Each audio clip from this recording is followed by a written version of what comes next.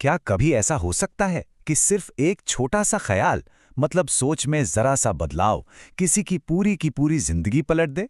आज हम एक ऐसी ही कहानी देखने वाले हैं जो दिखाती है कि हाँ, ये बिल्कुल मुमकिन है। तो चलिए साथ में इस सफर पर चलते हैं।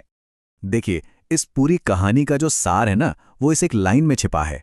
सोच बदलो, जिंदगी खुद बदल जाएगी। एक बहुत गहरी बात है कि हमारी बाहर की दुनिया असल में हमारे अंदर के विचारों का ही एक आईना होती है। तो कहानी की शुरुआत होती है एक भिखारी की सोच से। कहानी का सीन कुछ ऐसा है। एक शहर का रेलवे स्टेशन है और वहां एक भिखारी रहता है। उसकी पूरी जिंदगी बस एक ही चीज पर टिकी थी, जो भी ट्रेन आती जाती उसके यात्रियों से भीख मांगना। बस यही उसका रोज का काम था। उसकी सोच ना सिर्फ लेने तक ही सिमट कर रह गई थी। वो खुद को एक लाचार, एक बेबस इंसान मानता था, जिसे लगता था कि वो तो बस दूसरों की दया पर जी रहा है। और जानते हैं, यही सोच उसकी दुनिया को बहुत छोटा बनाए हुए थी। फिर एक दिन उसकी मुलाकात एक व्यापारी से होती है और वो मुलाकात उसे एक बहुत बहुत जरूरी सबक सिखाती है। तो हुआ ये कि भिखारी ने एक अच्छे, अमीर से दिखने वाले आदमी को देखा और उसे लगा कि भाई यहां से तो अच्छी भीख मिलेगी। लेकिन पैसों की जगह उसे एक ऐसा सवाल मिला जिसने सब कुछ बदल कर रख दिया। व्यापारी का जवाब एकदम सीधा और बहुत गहरा था।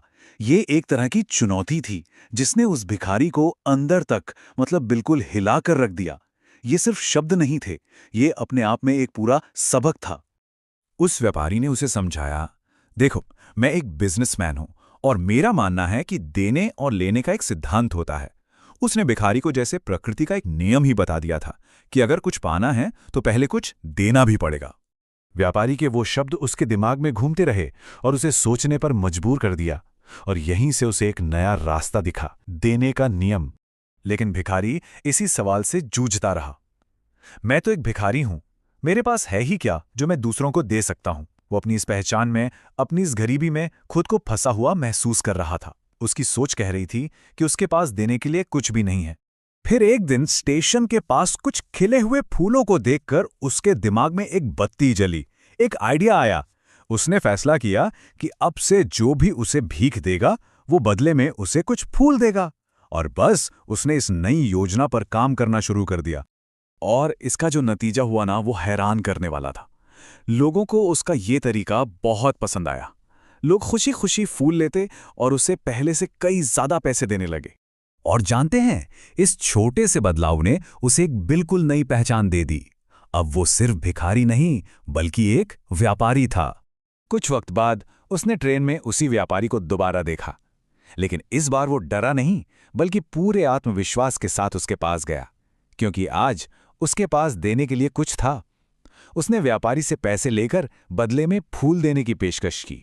और जब व्यापारी ने पैसे देकर फूल लिए तो उसने कुछ ऐसे शब्द कहे जिसने सब कुछ बदल दिया।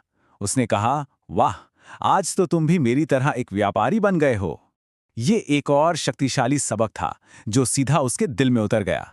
व्यापारी की इस एक बात ने उसे खुद पर सवाल उठाने के लिए मजबूर कर दिया। वो सोचने लगा, मैं कौन हूं? क्या मैं भिखारी हूं या फिर एक व्यापारी? और बस उसी पल उसे जैसे आत्मज्ञान हो गया। वो ट्रेन से उतरा और चिल्लाया, मैं भिखारी नहीं हूं, मैं तो एक व्यापारी हूं। उसे अपनी जिंदगी बदलने की चाबी मिल चुकी थी और उसने अपनी इस नई पहचान को पूरे दिल से अपना लिया था। और यही एहसास उसकी कामयाबी का सबसे बड़ा राज बना। सोच बदलो और जिंदगी खुद ब खुद बदल जाएगी। 6 महीने गुजर गए। दोनों फिर से मिले, लेकिन इस बार वे दो सफल व्यापारियों की तरह मिले, बराबर के लोगों की तरह। वो भिखारी अब फूलों का एक बहुत बड़ा कामयाब व्यापारी बन चुका था। तो इस पूरी कहानी का निचोड़ क्या है? उस आदमी ने व्यापारी से 2 सबसे जरूरी सबक सीखे। पहला, लेन देन का नियम, और दूसरा, अपनी असली पहचान। उसे समझ आ गया कि लोग उसे भीख नहीं दे रहे थे, बल्कि वो उसके फूलों की कीमत चुका रहे थे। उसकी पहचान उसके हालात से नहीं, उसकी सोच से तय हुई। और आखिर में, बड़ा बनने के लिए पहले अपनी सोच को बड़ा करना पड़ता है। तो ये कहानी हमें यही दिखाती है कि सफलता कहीं बाहर नहीं, बल्कि हमारी अपनी सोच में ही छिपी होती है। और ये कहानी एक बहुत ज़रूरी सवाल भी छोड़ जाती है ना, कि हमारी सोच हमें क्या बना रही है, और अगर उसे बदल दिया जाए तो हम क्या बन सकते हैं।